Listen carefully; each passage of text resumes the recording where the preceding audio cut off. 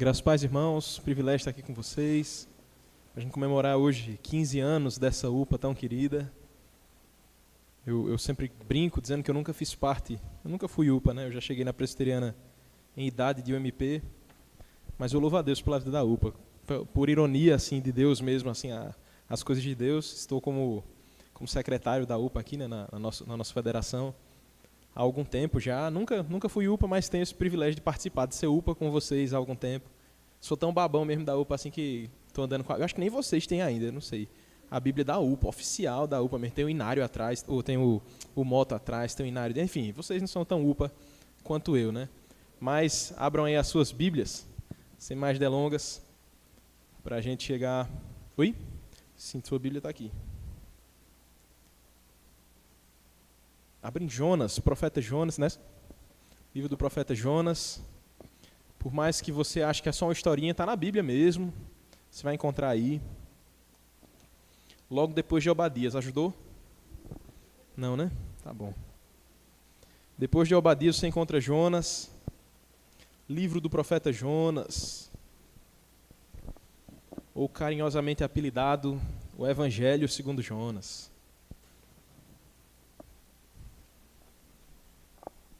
A gente vai ler do verso 17 do capítulo 1 até o finalzinho do capítulo 2. Não é muito longo, não, mas exige muita atenção.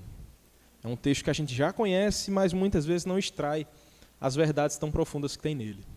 Se você encontrou, eu peço que reverentemente você leia a palavra de Deus comigo nesse momento. Jonas 1,17 diz assim: Deparou o Senhor um grande peixe para que tragasse a Jonas. E esteve Jonas 3 dias e 3 noites no ventre do peixe. Capítulo 2. Então Jonas, do ventre do peixe, orou ao Senhor seu Deus e disse: Na minha angústia clamei ao Senhor. E ele me respondeu: Do ventre do abismo gritei, e tu me ouviste a voz, pois me lançaste no profundo, no coração dos mares, e a corrente das águas me cercou. Todas as tuas ondas e as tuas vagas passaram por cima de mim. Então eu disse: Lançado estou de diante dos teus olhos. Tornarei porventura a ver o teu santo templo. As águas me cercaram até a alma, e o abismo me rodeou, e as algas se enrolaram na minha cabeça. Desci até aos fundamentos dos montes, desci até a terra, cujos ferrolhos se correram sobre mim, para sempre. Contudo, fizeste subir da sepultura a minha vida, ó Senhor, meu Deus. Quando dentro de mim desfalecia a minha alma, eu me lembrei do Senhor. E subiu a ti a minha oração no teu santo templo. Os que se entregam à idolatria vã abandonam aquele que lhes é misericordioso. Mas com voz do agradecimento eu te oferecerei sacrifício. O que votei, pagarei. Ao Senhor pertence a salvação. Falou, pois, o Senhor ao peixe, e este vomitou a Jonas na terra. Curva sua cabeça, vamos orar nesse instante. Senhor, te pedimos que, diante da tua palavra, te pedimos que com muita fé, com corações quebrantados diante da tua presença, o Senhor fale conosco. Por meio do teu Santo Espírito, ilumina a nossa mente, desvenda então os nossos olhos para que possamos contemplar as maravilhas da tua lei. Abre os nossos olhos para que possamos perceber o que o Senhor quer falar conosco através desse texto. Te pedimos isso em nome de Jesus. Amém. Amém. Eu tenho praticamente certeza que você conhece uma história muito conhecida, muito querida minha, eu tenho muito estima por essa história, um desenho infantil, mas que ele não é tão infantil assim, a história do Rei Leão.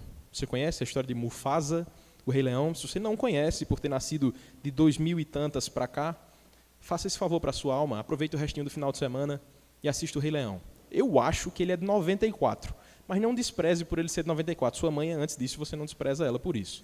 Então, assista, vale a pena. Ele é coloridinho, é legalzinho, muitas lições, é mais filosófico do que parece.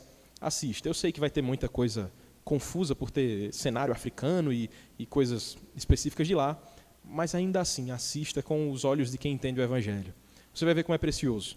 Para te dar um gostinho disso, preciso te contar, até porque não é mais spoiler, né? Se o filme é de 94, não é mais spoiler. A gente conhece muito bem a história. Há um grande rei, um grande leão, chamado Mufasa. Mufasa ele é o rei de tudo que se pode ver na sua savana ali, inclusive tem uma musiquinha, né, o ciclo sem fim, o ciclo da vida.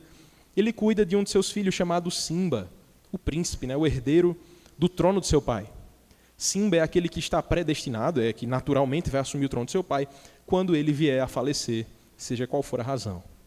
Enquanto Simba não valoriza os ensinos de seu pai, que com muito tradicionalismo e com muitos princípios e valores busca trazer uma educação de valor para aquele jovem leãozinho, ele vive se aventurando de uma maneira desregrada. Afinal, ele é um pequeno leão, ele ainda é imaturo, inconsequente, e vive na sua ânsia por propósito, buscando algo que lhe dê prazer. Enquanto Simba aproveita a sua juventude, o seu tio Scar, um leão mais velho, meio amargurado, meio ranzinza, não está aproveitando a vida. Ele está tramando a morte do seu irmão, está tramando a morte de Mufasa. Scar trama essa morte e a consuma, enfim. No momento em que ele assassina o seu irmão de modo muito cruel, assassina Mufasa de modo muito cruel, ele faz parecer de alguma maneira que a culpa da morte de Mufasa é do jovem leão, Simba. Aquele leãozinho que, com muita imaturidade e muita inexperiência, não tinha escutado muito bem os conselhos de seu pai, não tinha aprendido e não tinha conhecido e amado seu pai, agora não sabe mais o que fazer. Ele fica com aquele sentimento de culpa. Será que sou eu o culpado? E se eu estivesse com o meu pai? E se eu estivesse lá para impedir o que seja que tenha acontecido com ele? E se eu estivesse com meu pai junto aos ensinos dele? Será que teria sido assim? Aquele pequeno leão, tomado pela culpa, tomado pelos medos, não vê outra alternativa e foge. Ele abandona o reino do seu pai. Ele não adota a postura do que seria natural de assumir o trono e tomar conta de todos os animais e zelar pela vida dos outros animais. Ele simplesmente foge. E nessa sua fuga, correndo pelas florestas e savanas africanas, ele encontra dois animais que você conhece muito bem, os famosos Timão e Pumba, que trazem um novo lema para a vida dele. Eles explicam para Simba que agora basta esquecer os seus problemas. Tem até a musiquinha, né? Os seus problemas você deve esquecer, isso é viver. E eles cantam dizendo Hakuna Matata, que em outras palavras é fuja da sua culpa, viva uma vida sem preocupações. E é exatamente isso o que o leãozinho faz. Agora, o que eu te disse, que não é tão infantil assim o filme. Naquele momento em que ele foge das responsabilidades que ele deveria assumir, naquele momento em que ele deixa o trono que estava vago do seu pai, abandona o reino e vai viver na floresta buscando propósito, ou pelo menos fugir da sua culpa, ele adota esse estilo de vida de fato. E o filme é fantástico, mostrando como ele é desconfigurado da sua identidade. Aquele que era para ser um leão, o grande caçador, o rei dos animais, está junto a um javali e a um suricato na floresta, sem qualquer tipo de caça, sem qualquer tipo de risco, ao ponto de que ele passa a se alimentar não mais de carne, como os grandes leões fazem, mas simplesmente de frutas e insetos que ele encontra pelo caminho. Aquele leão busca por esse caminho nilista, meio cínico de alguma maneira, esquecer do seu passado, tentando encontrar uma nova essência. Essa é a história de Simba. Mas não é só a história de Simba. É também a história de Jonas, é também a nossa história, é a história de todo pecador sem Deus. A gente vive nessa busca por propósito, correndo, procurando alguma identidade, tentando fugir daquilo que a gente sabe que, no fim das contas, é inevitável, porque a gente nasceu para aquilo. A gente nasceu para fazer o que deveria fazer. Jonas fez exatamente como Simba. Jonas fugiu. Não fugiu apenas de Deus, fugiu da sua missão, tentou redefinir a sua identidade, tentou redefinir a sua vida, e isso o levou ao mais fundo do poço, na verdade não do poço, e sim do oceano, até o limite do abismo. Jonas é a prova de que a gente consegue sim chegar no mais profundo. Mas é também a prova de que até mesmo lá no mais profundo abismo, há graça. Há um grande peixe, a esperança de Deus para todo pecador arrependido. Provavelmente você já leu o livro de Jonas. Eu não estou trazendo nenhuma novidade nesse sentido para você aqui. Eu sei, você conhece muito bem a história, você aprendeu desde o departamento infantil sobre essa preciosa história do livro de Jonas, ou do Evangelho segundo Jonas. Você aprendeu muito bem sobre o grande peixe, sobre a grande baleia, talvez. Você aprendeu sobre o profeta teimoso. E tem um homem chamado George Williams, que ele afirma: a singularidade do livro de Jonas está no fato de focalizar mais o profeta do que a própria profecia. Isso é um ponto a se levar em consideração. Qual é a profecia de Jonas? A gente chama ele de um livro profético. Qual é a profecia? A gente debate sobre isso. A gente sabe muito bem sobre Jonas, sobre o peixe, sobre Nínive, sobre os assírios de forma geral. A gente sabe sobre os marinheiros, conversão de alguma maneira. Mas parece que o personagem principal fica sendo Jonas, quando a gente olha por essa ótica. É a história de Jonas. Jonas sendo salvo, Jonas sendo lançado ao mar. Fica parecendo que realmente é isso aí que está sendo apresentado a nós por meio desse livro. Mas eu te convido a ter outros olhos sobre esse texto. A gente não tem muitos detalhes sobre a vida de Jonas, você já percebeu isso? Se você olhar para o verso 1 do capítulo 1, você vai ver ali. Jonas, filho de Amitai. Não sabemos muito mais sobre Jonas do que isso. Não sabemos o que ele fazia antes, quem ele era, se ele era casado, se era solteiro. Não sabemos muito bem sobre quem era Jonas. Você encontra um outro relato sobre esse profeta, lá no segundo livro dos Reis, capítulo 14, verso 25. Não precisa abrir agora, depois você confere. Segundo Reis, 14, 25. Fala também sobre Jonas ali. Mas é só isso. Apenas isso. A gente não tem muito da sua conversão, da sua jornada com Deus, quantos anos de ministério ele teve. Não sabemos muitas coisas sobre Jonas. De fato, o livro não é sobre esse profeta. Embora ele seja um dos personagens principais, ele não é o personagem principal desse livro. Embora os estudiosos afirmem ali que essa história é envolvente, que afirma que a história de Jonas é crucial para que nós entendamos o enredo, Jonas ainda assim não é o personagem principal desse livro. Você pode perceber que tem outros personagens aqui, tem marinheiros, tem povos pagãos, tem os assírios, que são os ninivitas. Inclusive, sobre os ninivitas, a gente sabe algumas coisas. Eles eram um povo conhecido por sua crueldade. Era um povo que adorava um deus chamado Assur, um deus que exigia assassinatos sanguinários, cruéis, violentos e empalamento. Era um povo bem pacífico, um povo amoroso. E Jonas é chamado para pregar para esse povo. Esse Jonas, que nós não conhecemos muito, tem que ir lá na terra dos assírios. Tem que ir lá na terra de Nínive. Aí você já tem um diferencial. Outros profetas, como Ezequiel, Daniel, Oséias, Joel, são todos para dentro de casa. Eles falam para o povo de Deus mesmo. Jonas não. Jonas é chamado para fora.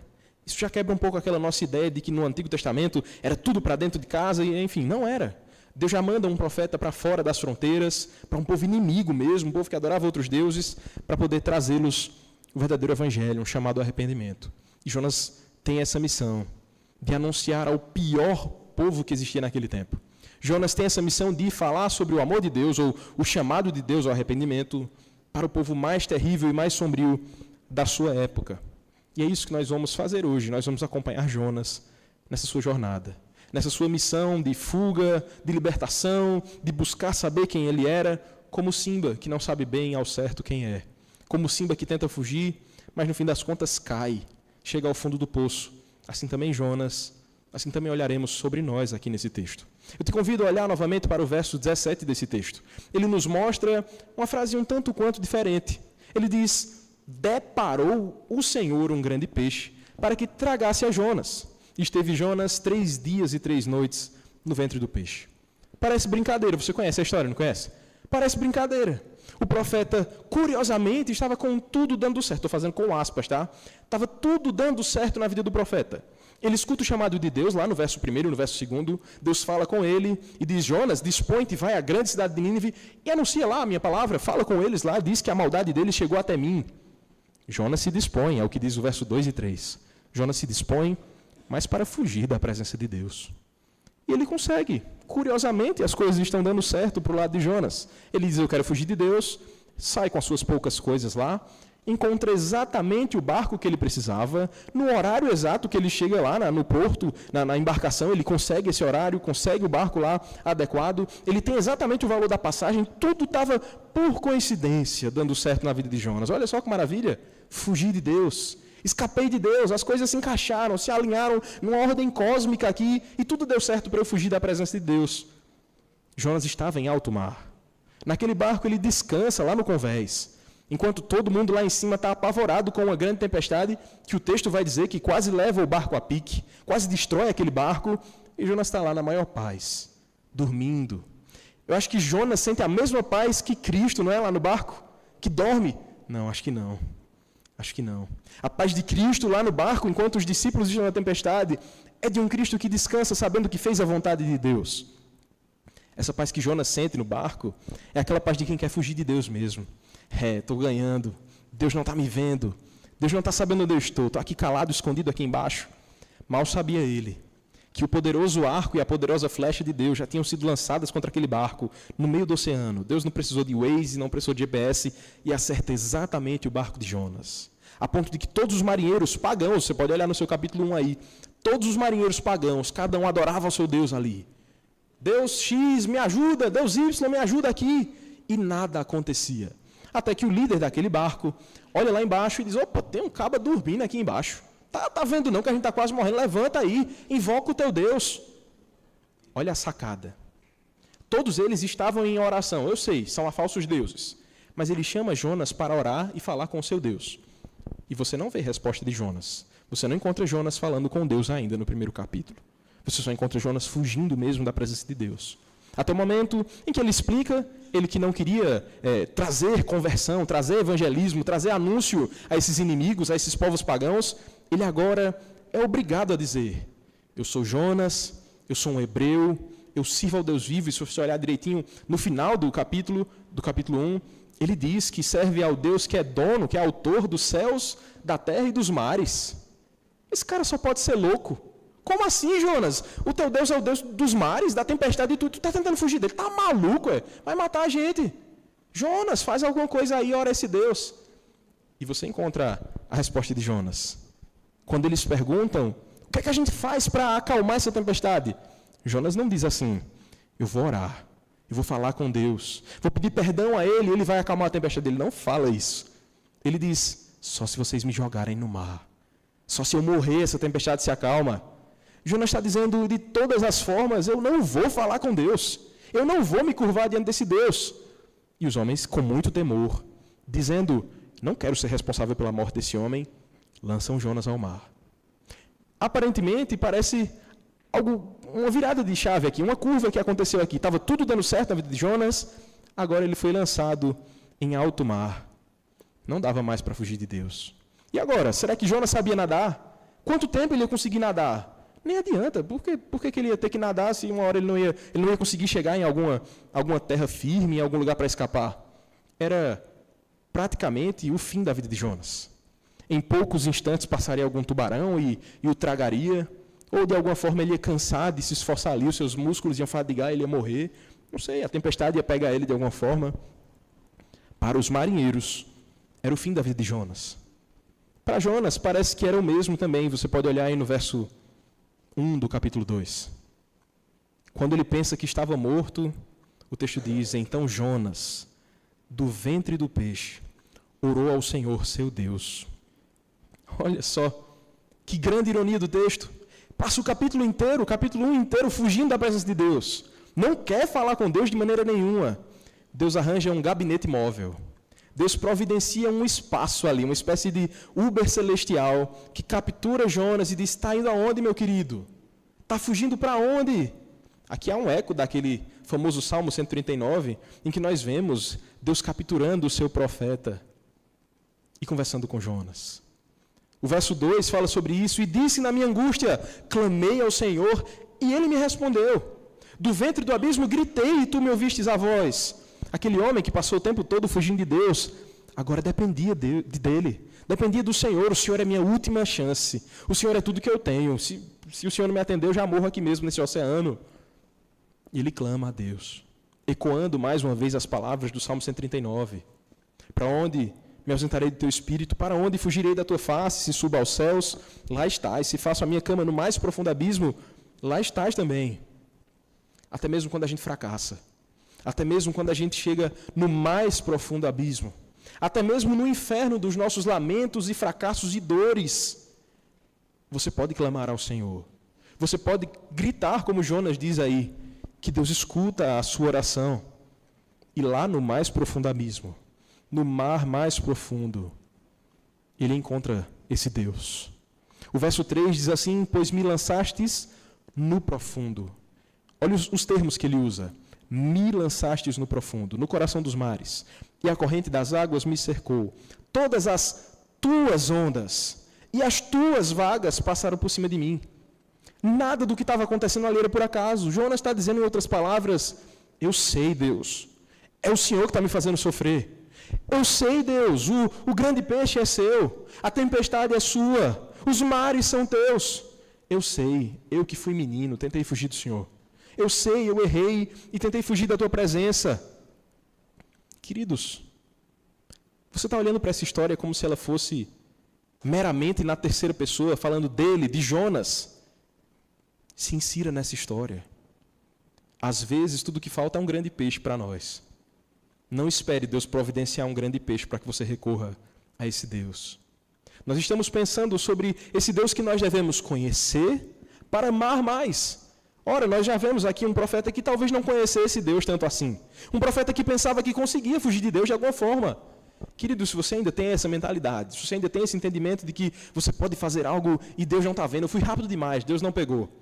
Eu pensei rápido, Deus já nem viu. Ele viu todas as coisas. Conheça ao seu Deus para que você o ame e não precise temer como Jonas temeu de tentar fugir da presença desse Deus. Esse texto nos fala que mesmo na mais profunda aflição, mesmo nas orações mais profundas, nas dores mais intensas, nós podemos falar com o Senhor e Ele nos responde de maneira apropriada. O Senhor ouviu a oração desse profeta fujão. O Senhor ouviu a oração de Jonas. Não há dor tão pequena que Cristo não seja o remédio. Não há dor tão grande que o seu Deus não seja a solução. Não tenha medo. Ele não vai ficar esfregando os seus pecados. Você vai orar e Ele vai dizer, agora está precisando de mim, né? Ele não faz isso. Você pode recorrer ao Senhor. Conheça o seu Deus e se debruce nas maravilhas que Ele tem para você. Pare de fugir. Não tente se esconder de Deus. Se você fugir demais, talvez Ele precise te buscar com um grande peixe. Se você fugir demais, talvez Deus marque um encontro em um lugar bem específico, como foi com Jonas aí, na sua vida também. Sim, Deus pode usar problemas, lágrimas, pessoas, momentos complicados, tudo isso para nos ensinar a depender dEle. Tudo isso para nos fazer voltar mais uma vez, para olharmos novamente para a oração com outros olhos e vivermos então pertinho do nosso Deus. Mas esse texto continua. Olhe para o verso 4 até o verso 7. Nós veremos agora uma outra nuance desse texto que fala sobre a misericórdia de Deus. Ele diz no verso 4, então eu disse, lançado estou de diante dos teus olhos, tornarei porventura a ver o teu santo templo. Naquele momento, esse profeta fujão, que tudo o que ele mais queria era escapar da presença de Deus, agora quando ele se depara com a sua própria morte, a primeira coisa que ele lembra é, será que eu vou voltar para a igreja ainda? Será que aquele culto que eu participei da última vez foi o meu último culto? Será que já foi minha última oportunidade? Acabou a minha história? Vou morrer assim? É esse o meu final? Que história triste é a minha. Um profeta, trabalhava para Deus, tentei fugir de Deus e morri na minha fuga. Nossa, que final desagradável. O profeta pensa logo no templo. Ele estava com medo de não mais poder voltar e ter comunhão com o Senhor. Ele estava com medo de morrer afogado, de virar comida de peixe. Mas o medo não era simplesmente a dor que ele poderia sentir. O medo não era simplesmente a morte. O medo era exatamente esse. Será que eu vou viver para sempre ou morrer para sempre longe de Deus? O profeta cai em si. Querido, isso te assusta? Essa deve ser a pior sensação de todas. Eu estou longe de Deus para sempre. Que medo isso nos dá. Isso é desconfortável só de imaginar. Rejeitado da presença de Deus. Foragido de Deus e não mais terá comunhão com o Senhor. Era assim que Jonas se sentia. O terror assolava a sua alma, a ponto dele dizer, eu fui lançado para longe. Eu fui lançado para longe. Mas ele continua dizendo, mas ainda estou diante dos teus olhos. Será que o Senhor me deixa voltar para o templo mais uma vez? Ele está clamando a Deus que tenha misericórdia dele. Jonas só queria voltar a ser um crente normal, ter uma vida normal, ficar perto de Deus mais uma vez. Mesmo que o seu maior desejo no primeiro capítulo fosse, quero ficar longe, quero pegar um barco lá em Jope, quero ir para Tarsis. Não era isso que ele queria? Ficar longe de Deus? Olha aí, seu sonho sendo realizado. Fique longe de Deus para sempre. Não, o próprio Deus não permite que Jonas viva na sua desobediência. O verdadeiro crente, mesmo da barriga do grande peixe, mesmo debaixo de muitas águas, enxerga não uma prisão, mas um gabinete, como eu já brinquei aqui. Aquilo que era para ser, teoricamente, um lugar mais assustador. Jonas era para estar incomodadíssimo ali, que lugar desagradável, fedor de peixe, tudo escuro, apertado talvez, quente. Mas ele você não vê declarações assim nesse texto. Ele está orando. Do capítulo 2 inteiro, o capítulo 2 inteiro era uma oração. Ele está orando no seu exílio. Ele está orando ali daquela masmorra que é o grande peixe. E ele clama ao Senhor.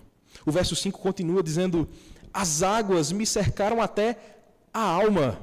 O abismo me rodeou e as algas se enrolaram na minha cabeça. O que ele está descrevendo aqui é a morte iminente. Ele está dizendo: eu estou ficando debaixo d'água, está tudo sendo apertado, as algas estão me sufocando, eu vou morrer. É uma descrição da sua própria morte. Ele está provando e anunciando o desespero que ele sentiu.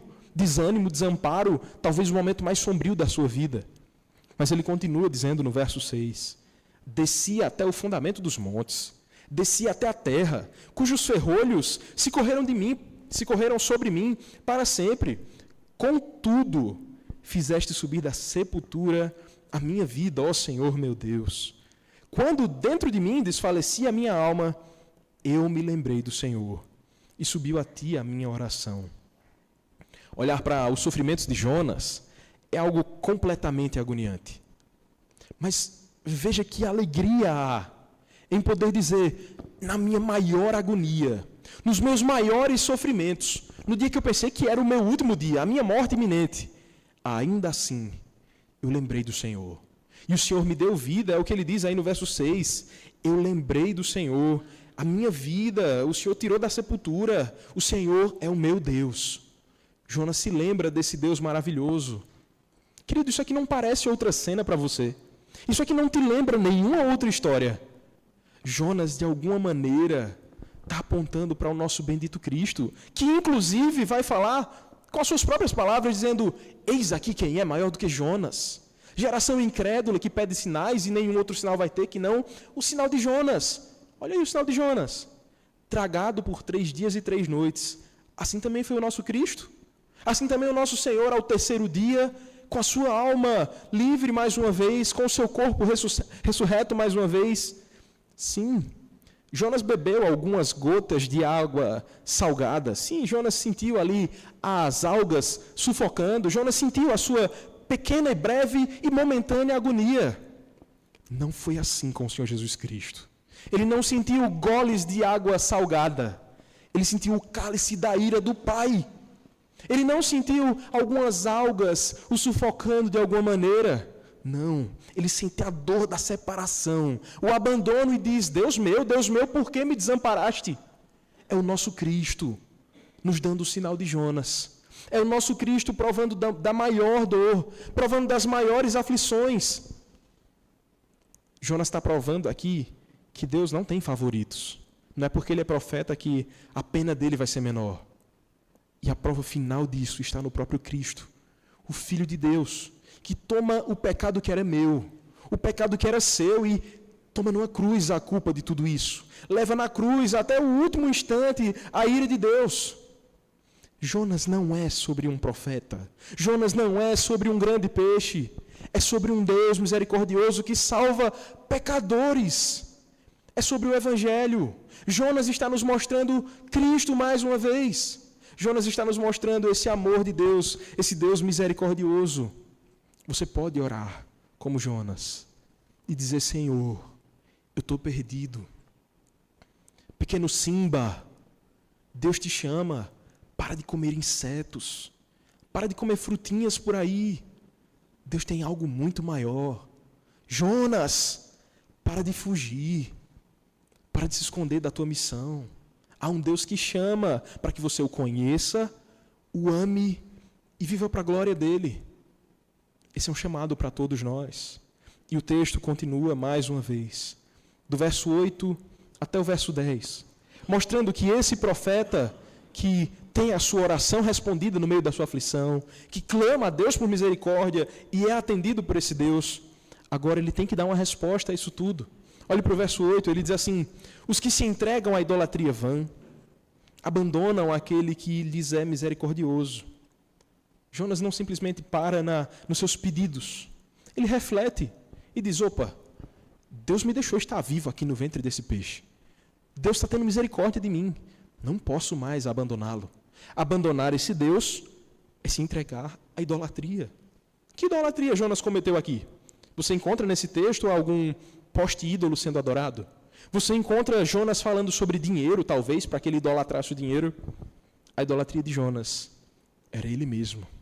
Ele idolatrava a sua própria vida, as suas próprias convicções, ao ponto de dizer, jamais eu vou lá pregar para os ninivitas, jamais eu vou lá pregar para os assírios.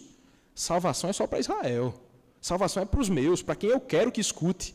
Se eu for lá e falar com os assírios, se eu for lá e falar com os ninivitas, eles vão ouvir, eles vão se arrepender, eles vão se converter, e eu não quero chamá-los de irmãos. Salvação é para quem eu quero. Então ele idolatra as suas próprias convicções e desenvolve tudo isso. Chega ao fundo do poço mais uma vez. E é por isso que agora, na sua reflexão, na sua redenção, por assim dizer, ele percebe, eu vivi em idolatria. Idolatrar é abandonar esse Deus tão misericordioso. Jonas está percebendo que ele não deve viver assim. É um filho percebendo que desonrou o seu pai. É um filho que prova das delícias do seu pai, que vive sob o cuidado do teto do seu pai, que tem um abrigo, que usa a internet, que desfruta da luz, que come de tudo aquilo que o pai lhe fornece, e diz, pai, estou cansado do Senhor. Era isso que Jonas estava fazendo. Ele provava da misericórdia de Deus, mas foge desse Deus. E agora, no verso 9, ele tem a sua atitude, ele tem a sua resposta definida. Ele diz, mas com a voz do agradecimento, eu te oferecerei sacrifício. Que sacrifício é esse? A gente vai ver, não hoje, mas a gente pode ver na história dele, que o sacrifício é a própria vida de Jonas. Eu sei, a história de Jonas é um pouco controvertida. Tem momentos que ele é herói, tem momentos que ele é vilão. A gente também é assim. Mas com muita sabedoria, ele diz que oferecerá um sacrifício a Deus. E diz, o que votei, pagarei. Ao Senhor pertence a salvação. Esse é o contraste. A mente dele mudou. Lá no capítulo 1, ele não queria ir para que os outros não tivessem salvação. Como se ele estivesse dizendo, a mim pertence a salvação. Eu escolho para quem eu vou pregar. Entra um drogado por essas portas, não prego mais, só prego para quem está arrumadinho, bonitinho, quem é da UPA. Jonas agora ele entende, não sou eu que escolho, não sou eu que sou o detentor da salvação, meu trabalho é só anunciar, ao Senhor pertence a salvação. Por isso que agora ele se dispõe para cumprir a sua jornada, para voltar mais uma vez e cumprir a sua missão. E você, meu irmão, qual vai ser a sua resposta? Deus te chama, te exorta, te capacita, te dá uma missão, te diz, vai e faça discípulos, te diz, vai e viva para a minha glória. E qual é a sua resposta? Você olha para esse Deus tão majestoso, misericordioso, glorioso e diz, Senhor, agora não. Primeiro as minhas vontades, primeiro os meus prazeres, primeiro os meus sonhos, depois a vontade do Senhor. Jonas, a história não acaba bem assim não. Deus sempre dá um jeito de trazer o seu Jonas de volta. Se você é filho, se você é Jonas, ele vai te puxar. Não adianta você tentar fugir desse Deus por muito tempo, ele sempre nos encontra. Lembre das promessas que ele te fez. Lembre das promessas desse Deus, para que você possa cumprir as promessas que você também fez a ele. Peraí, você não fez promessas a Deus? Fez, meus irmãos. Deixa eu te lembrar. Naquele dia maravilhoso que você veio à frente, o teu pastor te perguntou se você professa que crê em Cristo e vai viver para a glória dele, para a honra dele, para o louvor da majestade do Senhor. E você disse, sim, isso é uma promessa. Isso é uma promessa. E ela não tem validades muito curtas não, tá certo? A validade dela é por toda a eternidade. Naquele dia em que você disse que amava ao Senhor, que ouviu aquele sermão, seja de um pastor, seja de um amigo, seja da própria Escritura para o seu coração, e você disse, eu preciso desse Cristo, você fez uma promessa a Deus. Você disse que viveria para esse Senhor. Quer outra promessa que você fez? No dia que você foi recebido como membro, seja porque você foi batizado e completou 18 anos, enfim, seja qual for a sua razão de ter se tornado membro de uma igreja, você fez promessas a Deus também. Quando a gente é recebido numa igreja presbiteriana, a gente promete diante dos membros da igreja, diante das nossas autoridades que são os pastores e diante do próprio Deus, que trabalharemos para o bem da igreja. Que eu vou me desgastar para o bem da igreja de Cristo. Isso tem muitos aspectos, nas nossas finanças, nas nossas orações, na participação dos eventos, de muitas maneiras. Mas eu estou te lembrando que você fez promessas a Deus. A gente faz promessas ao Senhor e são essas promessas em que a gente tem que honrar. A mesma promessa de que quando Cristo nos chama, nós dizemos, eu amo esse Cristo. Você promete que ama a Ele mais do que os seus próprios pecados. Você tem que lembrar dessas promessas, para que assim como Jonas, você diga, o que eu votei, pagarei. Ao Senhor pertence a salvação. Deus não te deve nada. Deus não está em dívida com você. Na verdade, Ele é muito misericordioso conosco. E é por isso que a prova final dessa misericórdia, depois que Jonas encerra a sua oração, aí no verso 9, o Senhor responde de maneira muito rápida, no verso 10. Falou, pois, o Senhor ao peixe, e este vomitou a Jonas na terra. Acabou a corrida do Uber. Acabou o tempo ali do gabinete, a sessão do gabinete pastoral ali, Deus e Jonas, aquela conexão ali, encerrou. Deus entendeu que Jonas agora estava capacitado para a sua missão. Ele agora está enviado. Aqui não diz que o peixe deixou ele em Nínive, está certo? Mas ele lança Jonas em terra. E agora Jonas tem essa mentalidade de, eu vou obedecer ao meu Deus. É assim que nós devemos viver. Responder ao Senhor com a nossa vida. Você conhece a Deus? Ame a esse Deus. Você diz que conhece, que ama a Deus, prove isso com a sua vida. Não é simplesmente viver para mostrar às pessoas, mas você mesmo se convencer de que você ama a Deus. Ora, como você diz que ama a Deus se não ama aqueles irmãos a quem você vê? Como você diz que ama a Deus que é invisível e não cuida da sua família da fé? Nós precisamos conhecer mais a Deus para que possamos amá-lo cada vez mais. Por fim, eu gostaria de caminhar para esse encerramento trazendo uma única lição desse texto. Eu sei que ele nos proporciona muito mais do que uma. Mas uma lição aqui nesse texto claríssima, que salta aos nossos olhos. Nós somos chamados à reconciliação, mesmo quando imperfeitos. É isso que está acontecendo aqui com o profeta Jonas. Eu queria muito poder te dizer, você ouviu esse sermão, entendeu? Vá lá e viva a sua vida do jeito que você quiser. Mas não é assim que funciona. Vá lá e não peque mais, não vai funcionar assim. Porque eu sei que talvez demore um pouco, mas eu vou tropeçar. Você vai tropeçar em alguma coisa, talvez em assuntos antigos. Mas para você, pequeno Jonas, para mim, a palavra de Deus nos mostra que há esperança do renovo.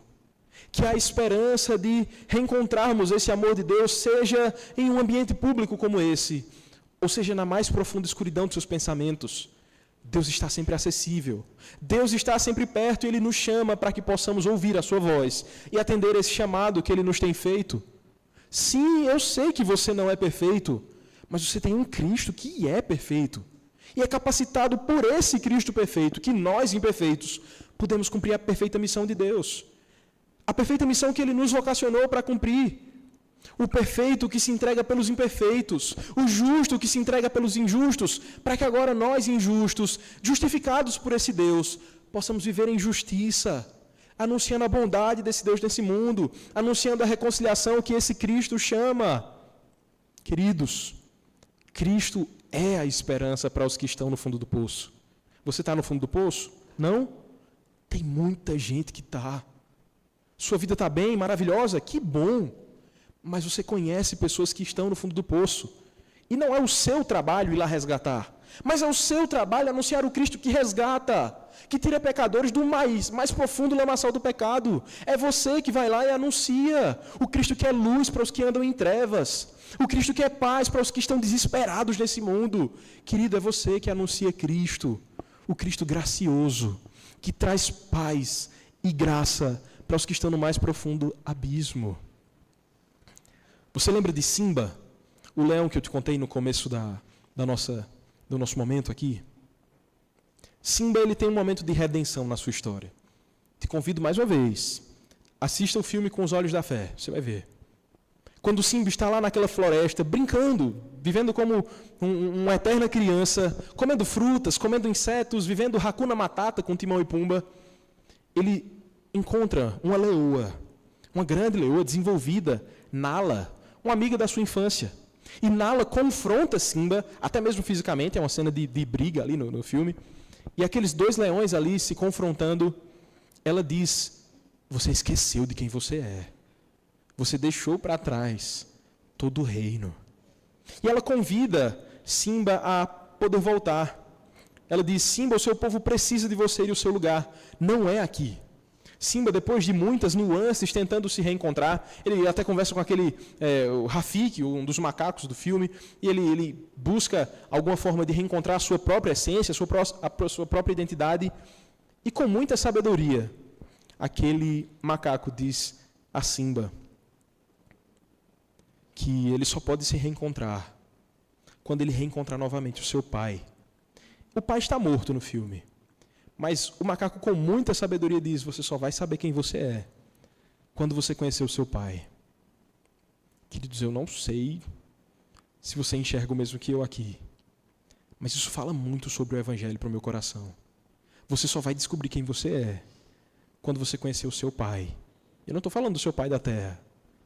A gente só conhece quem a gente verdadeiramente é quando a gente se debruça no nosso Pai Celestial. A gente só descobre o que a gente nasceu para fazer quando a gente conhece esse Deus tão grande e ama esse Deus tão grande. É nesse momento que a nossa busca por sentido e propósito se acalma. Agora eu sei, eu fui chamado, eu fui criado para a glória de Deus, para viver para o louvor da glória desse Deus, conhecer cada vez mais esse Deus e amar cada vez mais esse Deus e prosseguir em conhecer e amar esse Deus, como diz o profeta Oséias. É essa a nossa vocação, chamados a conhecer e amar o nosso Pai. É assim com a graça. É isso que a graça faz conosco. A graça vai atrás do Simba perdido, vai atrás do Jonas perdido, vai atrás das ovelhas perdidas e nos chama a esse reencontro. Querido, não seja simplesmente como esse Jonas fujão. Reencontre o Senhor, volte-se para Deus cada vez mais. Olhe para Deus, busque conhecê-lo mais, ame-o mais profundamente. Porque quanto mais você conhece o Senhor, quanto mais você conhece o Pai, mais você o ama e mais você entende o valor de pertencer ao seu reino. É esse o nosso dever, conhecer a Deus e amar o seu reino. Vamos encerrar esse momento com uma oração? Senhor, nós te louvamos, ó Deus, porque o Senhor nos chama para fazer parte dessa grande história. O Senhor nos chama para participar desse reino maravilhoso, nós, Simbas fujões. Nós que não temos muito a oferecer, não temos nada a acrescentar, o Senhor nos convoca para poder sentar na mesa, participar do grande banquete. Nós que, como Jonas, tentamos fugir diversas e repetidas vezes, o Senhor nos convida, o Senhor nos convoca, o Senhor nos chama por Tua graça, por Tua misericórdia. Ó Senhor, nos faz olhar para Cristo, nos faz olhar para o Cristo que padeceu para nos buscar, nos faz olhar para esse Cristo maravilhoso que foi até o mais profundo abismo para nos tirar de lá. Ó Senhor, obrigado, porque agora fazemos parte do Teu povo. Somos povo Teu, filhos Teus, rebanho do Teu pastoreio. Nós Te louvamos por isso. Em nome de Jesus. Amém.